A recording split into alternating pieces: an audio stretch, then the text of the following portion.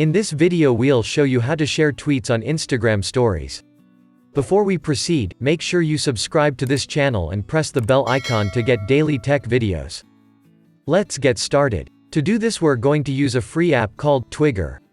Head to the Play Store and install the app. You'll also get the link in description below.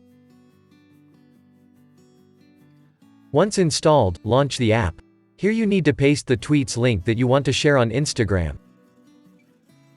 Open the Twitter and copy the shareable link of a tweet. And paste it in the Twigger app. Now tap on this play button and it will fetch that tweet for you. Here you can customize the background color. Finally click on Share to Instagram. And it will open the Instagram app. From here you can send this tweet to the stories.